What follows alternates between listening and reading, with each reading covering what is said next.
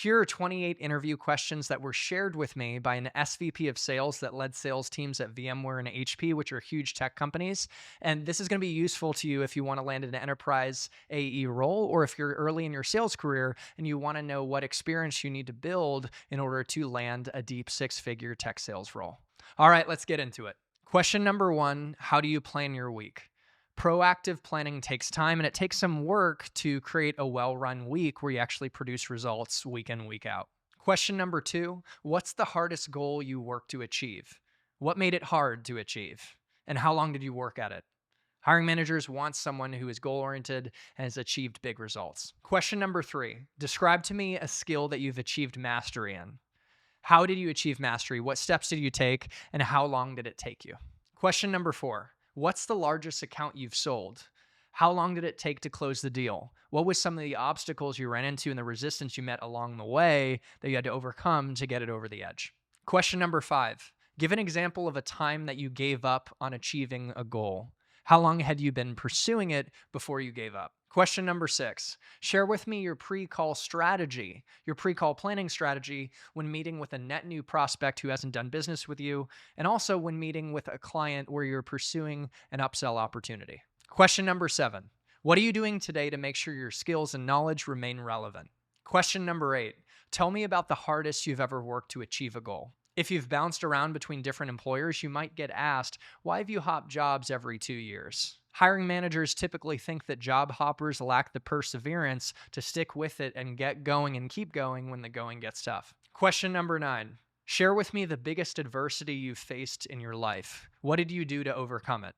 Top candidates have faced some adversity and pushed through. Question number 10, when are you going to subscribe to Chris Bussing's YouTube channel? I'm just kidding. That's not question number 10. This is question number 10. So question number 10, what are some of the biggest decisions you've had to make on your own? The hiring manager doesn't want someone who's going to need their parents around to help them make decisions. Question number 11, tell me about a time that you wanted to give up, but you didn't.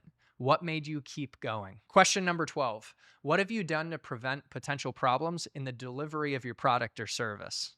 This is checking for your internal locus of control. Do you take ownership to solve issues even when it's technically not in your job description? Question number 13, tell me about a time you took responsibility for fixing a problem that you didn't create. This question also checks for your accountability, your internal locus of control, and your willingness to take ownership to make things happen and deliver results, because that's what great salespeople do. Question number 14, tell me about a time when a prospect was hesitant to share their budget or said they didn't have budget. How did you handle it? What did you do? And what was the outcome? Question number 15, tell me about a time when a prospect didn't want to introduce you to other stakeholders at the organization. How did you handle that? What did you do? Question number 16, talk about a time when you disqualified a prospect because they weren't a good fit for your company. What did you say and what did you do when the prospect asked you for a proposal after you had already disqualified them? Top sellers at the highest levels are very rigorous when it comes to disqualifying opportunities because they know their time is valuable and not all opportunities are created equal. Question number 17, give an example on a prospecting call where a customer wasn't willing to agree to clear next steps with you.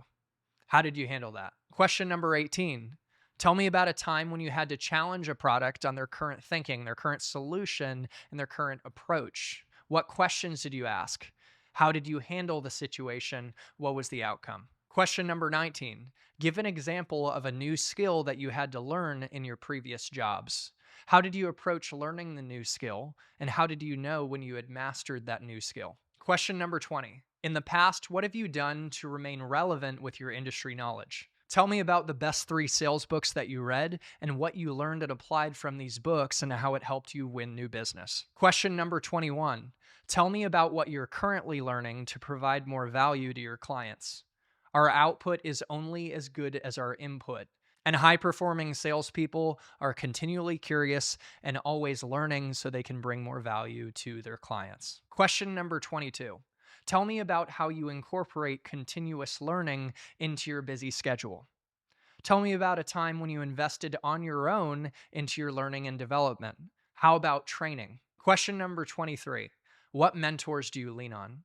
The highest performers have mentors whose secrets they steal, and they just model after the best success to succeed faster. Question number 24. Tell me about a time when you really screwed up. What lessons did you learn and how did you apply those lessons moving forward? Confident and humble salespeople are going to have a lot of examples for this. Question number 25.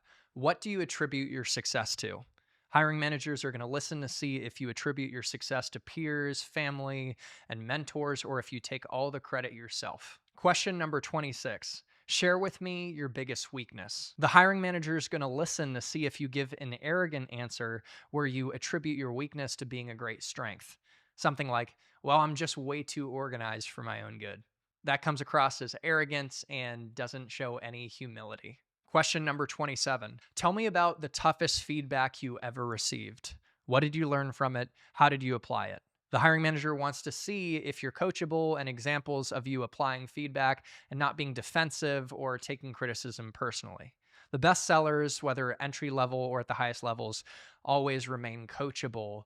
And this means that their ceiling is limitless and they're able to continually improve. And finally, question number 28.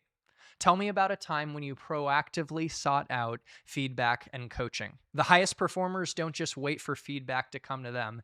They actively go out and seek out coaching and feedback to improve as quickly as possible.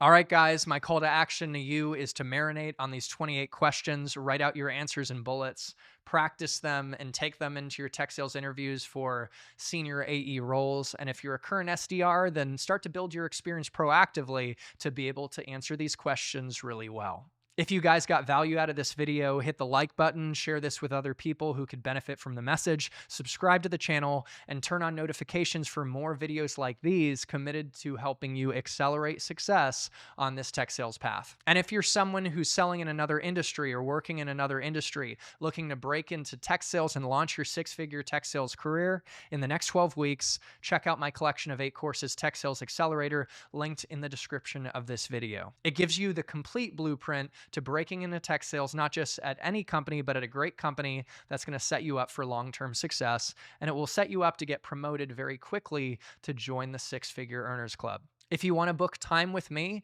to talk about the program directly and see if it can empower your personal goals, then check out my Calendly link linked in the description of this video. I'd love to connect with you and learn about you, and we can see if there's a mutual fit.